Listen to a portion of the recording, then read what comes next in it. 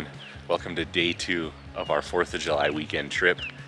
We've got a big day ahead of us. We've got to make a push over Sonora Pass. We've got to hit the 395 and lay down some tracks heading south. And then we've got a pretty cool spot we're heading to. It'll be my first time there, and I'm excited to share it with you guys. So the only thing we've got on our list for this morning is we've got to get some coffee going. We've got to see how we're feeling about breakfast. We've got some stuff we could do for breakfast here. We could also just pack up and hit the road. The plan is to do lunch on the road because we do have a pretty good amount of driving ahead of us today.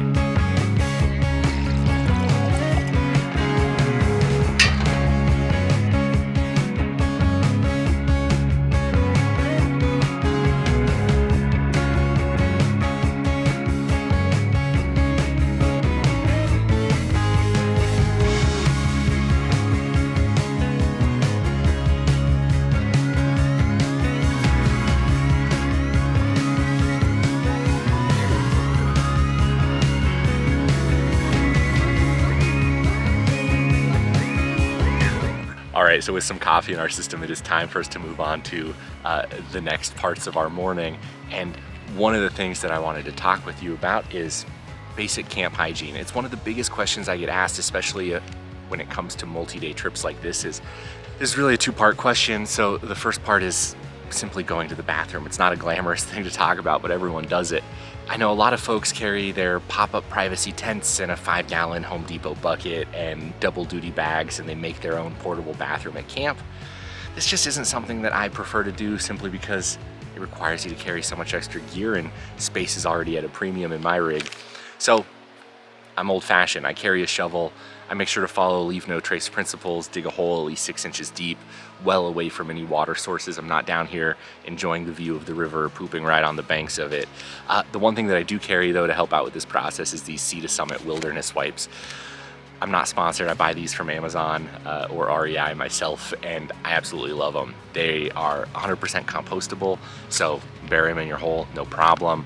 They're thick, and they just are extremely refreshing. So the second part of camp hygiene for me actually revolves around sort of showering, cleaning yourself up. What does that look like when you're on one of these multi-day trips?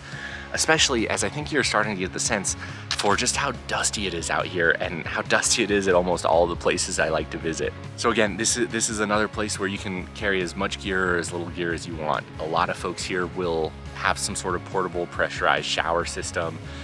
They sell 12-volt hot water heaters, things like that. This is another place though where I'm just old-fashioned. I don't carry a ton of gear with me for showering at camp or anything like that because what I've sort of always done is just the good old-fashioned foxhole shower. It's a place where the Sea to Summit wipes could serve double purpose here, and you could use one of those. But here's the thing about me. I'm a sucker for well-targeted Instagram ads, and recently these came across my feed. These are body wipes from Bravo Sierra USA. Super cool company. They do a ton to give back to veterans and military families, things like that, made in the USA. So happy to support them. Again, this is unsponsored. I bought this because I'm a sucker for targeted Instagram ads. These are great though, in terms of giving yourself a nice little camp shower, getting the dust off, feeling clean and refreshed. It's big enough to do your whole body. The key thing here, if you're new to giving yourself a foxhole shower, is go head to toe. I'll do my face, my armpits, my crotch, and my feet in that order.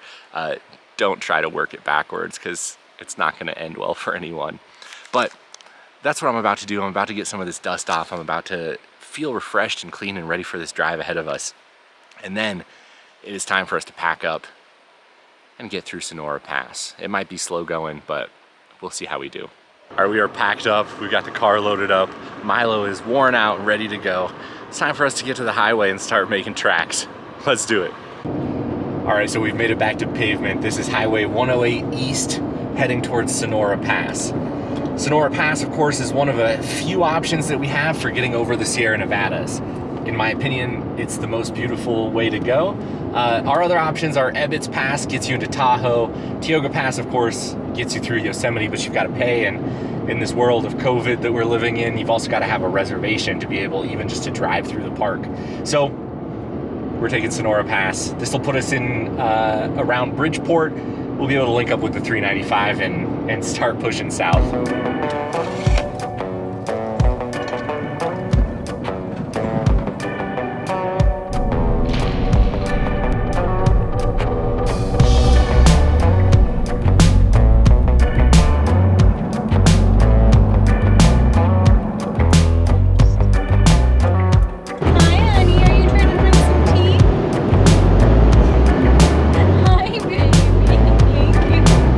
so we just made a pit stop in Lone Pine to fuel up, and now we are heading towards Alabama Hills.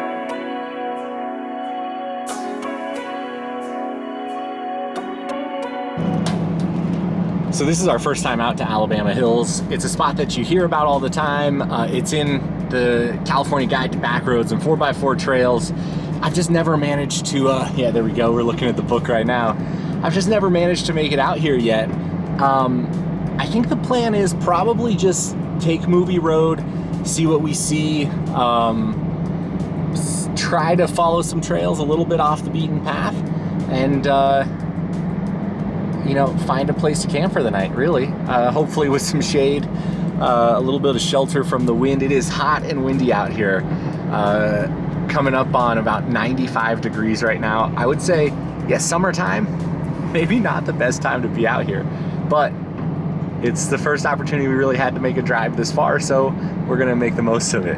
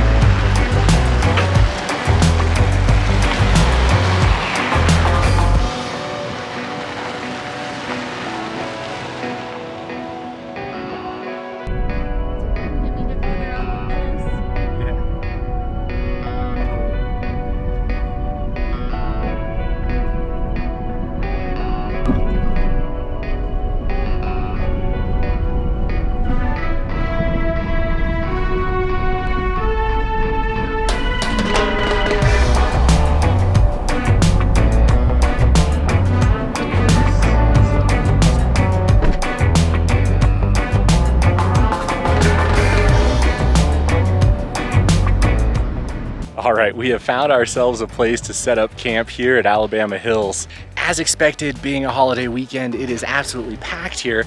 But the beautiful thing about it being BLM land is, as long as there's a trail, you can go down it and find yourself a spot to disperse camp. They do have lots of warnings up about protecting vegetation, not making new trails, and doing your part to leave no trace. So that is critically important, especially in a desert ecosystem like this, where the ground is actually extremely fragile.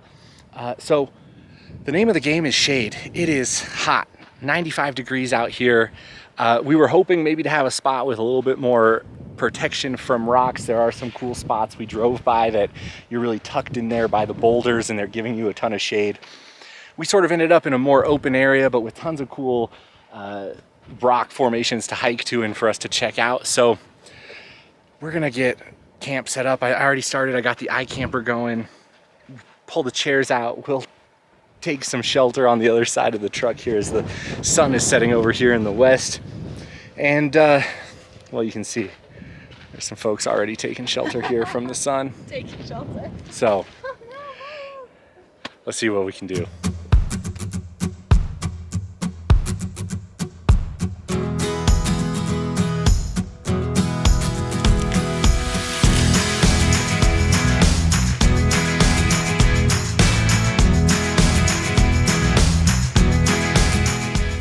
I don't know if you guys will even be able to tell just how dirty this dog is, but he is having the time of his life. Oh, there's his normal fur color.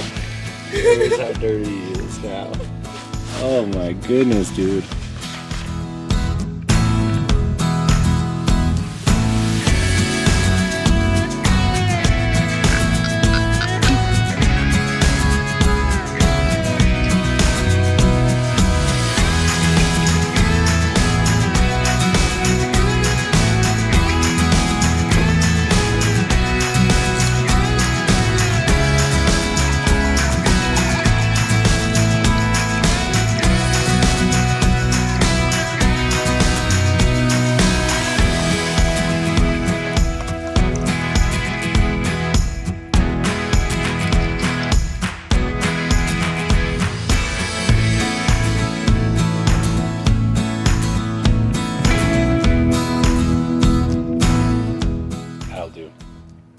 That'll do.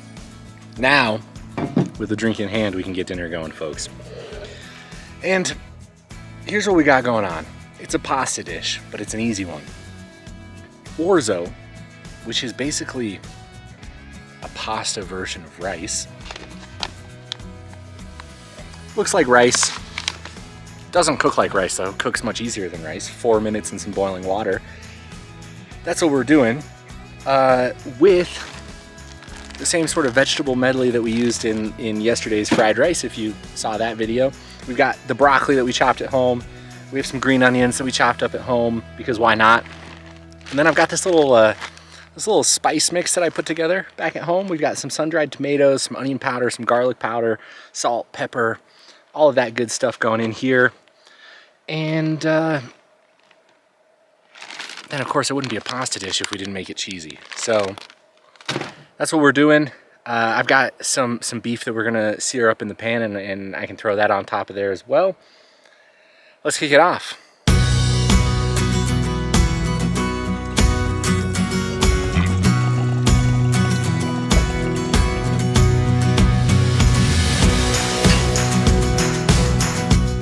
All right, so I'm gonna go ahead and do the orzo first. It's boiling pasta, folks. There's no rocket science to it.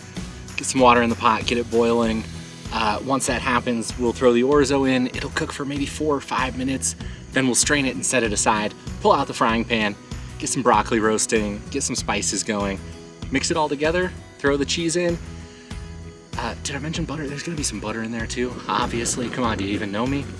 And that'll do it. It should be pretty quick. Maybe, I'm gonna call it 15 minutes for this one. Maybe, let's call it 20 minutes, because I've gotta do the beef skewer too.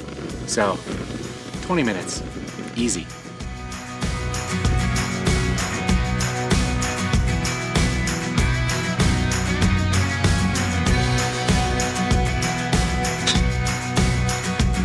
All right, just like that, we are boiling, folks. I don't know how much pasta to make. We probably don't need a pound of it.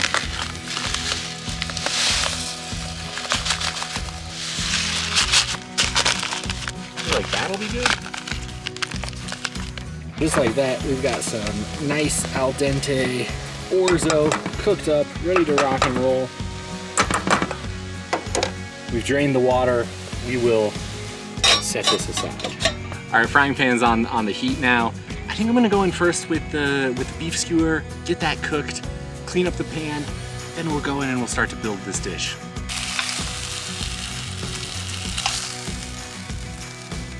All right, we've got a clean pan now. Oh, broccoli down.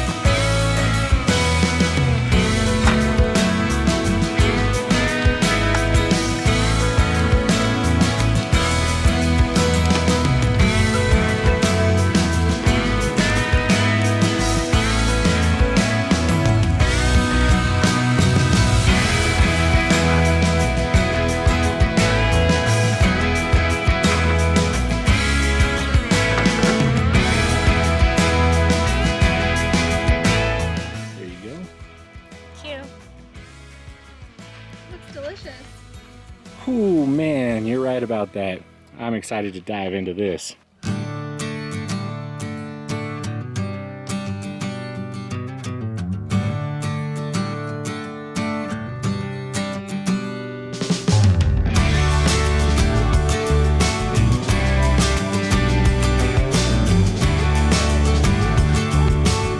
Look at this guy getting Cheese Whiz straight out of the can. Just once. No wonder he's spoiled. Oh my goodness, dude. Yeah, you're saying where did the Cheese Whiz go, Mom?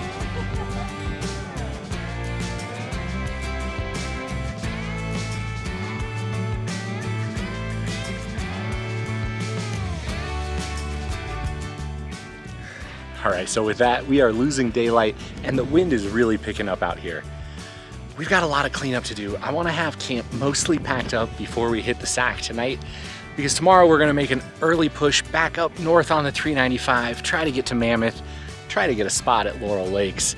It is a holiday weekend. We've seen both places we've camped so far have been super busy because of it. I'm hoping that if we time things right, get out of here at the right hour, we can make the trek to Laurel Lakes and have just an awesome camp spot for you guys tomorrow. We've also got another pretty important place we're gonna visit on the way up north tomorrow, and I'm excited for you folks to see that. But for now, we're gonna get camp cleaned up, and we're probably gonna take shelter from the wind up in the iKamper, maybe watch a couple movies. We downloaded the first few episodes of season 7 of Alone from the History Channel. That was like my favorite television show right now. So maybe we'll watch some of that, stay out of the wind for a bit, finish off a couple drinks, and then call it a night.